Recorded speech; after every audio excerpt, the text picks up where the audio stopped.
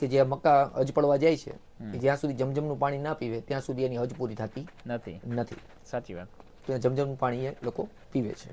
હવે બીજા પુરાવા જોઈએ આપણે તો ત્યાં મક્કા ખરેખર છે એ મક્કેશ્વર મહાદેવ છે એનો ઉલ્લેખ આપણા શાસ્ત્રોમાં કઈ જગ્યાએ છે. હા બરાબર. પ્રમાણ તો કઈક હોવું જોઈએ. પ્રમાણ હોવું જોઈએ. ઘણીવાર લોકોને એમ થતું હોય કે ભાઈ ચાલો આપણી માન્યતાઓ એવી હોય છે કે કોઈ જગ્યાએ કઈ બોલી ગયા આપણે કે આ જગ્યાએ શિવલિંગ હતી એટલે જેટલા હિન્દુ ધર્મના જે આસ્થા રાખે છે એ લોકો સીધા બોલવા માંડે છે કે ચાલો અહીંયા શિવલિંગ છે કે અહીંયા મૂર્તિ છે કે અહીંયા આ ભગવાન છે આ ભગવાન છે. પણ એની પાસે પ્રમાણ નથી હોતું. સાચી વાત. એક કહેલી વાતોને પોતપોતાના ધર્મ પ્રમાણે એ લોકો કહેતા હોય છે. પણ સત્ય ત્યારે બને જ્યારે એની પાછળ કંઈક પ્રમાણ હોય. બરાબર. તો આપણા પુરાણોમાં પણ એક પ્રમાણ છે કે મક્કેશ્વર મહાદેવનું ત્યાં મંદિર હતું, શિવલિંગ છે. બરાબર. તો એ મક્કાનો ઉલ્લેખ આપણા પુરાણોમાં પણ છે. કયા પુરાણોમાં છે તો કે ભવિષ્ય પુરાણમાં સગ પર્વ 3 અધ્યાય 16 સગ પર્વ અધ્યાય 3 અને 16ના શ્લોકમાં એનો ઉલ્લેખ છે. એ ઉપરાંત પદ્મ મહાપુરાણમાં એનો ઉલ્લેખ છે.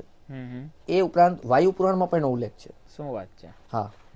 તો આપણા પુરાણોમાં પણ એનો ઉલ્લેખ છે કે મક્કામાં છે એ શિવલિંગ છે. હવે બીજો પ્રશ્ન આપણને એ થાય કે જે કંઈ હિન્દુ દેવી દેવતાઓ છે એ ભારતમાં જ છે, ભારતની બહાર નથી.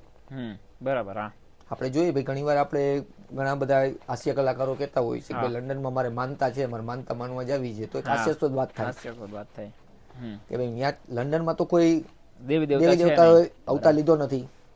બરાબર. તો આપણને એમ થાય કે ભારત દેશમાં જ કેમ, ભારત દેશની બહાર કેમ નહીં. ખરેખર હિન્દુ ધર્મ છે એ આખા વિશ્વમાં છે અને પેલા હતું સનાતન કહી શકીએ ને. સનાતન કહી શકો કે સનાતન ધર્મ છે એ આખા વિશ્વમાં હતો. બરાબર. હવે તમે જોવો છો કે ભારત દેશ ઉપર જ્યારે મુગલો શાસન કર્યું ત્યારે ઘણા બધા મંદિરો તોડવામાં આવ્યા હતા એવું આપણું ઇતિહાસમાં કહે છે. ઘણા બધા મંદિરો તોડવામાં આવ્યા હતા અને ધર્મ પરિવર્તન પણ કરવામાં આવ્યું હતું એવું આપણા ઇતિહાસમાં આપણે ઘણી બધી જગ્યાએ વાંચેલું છે.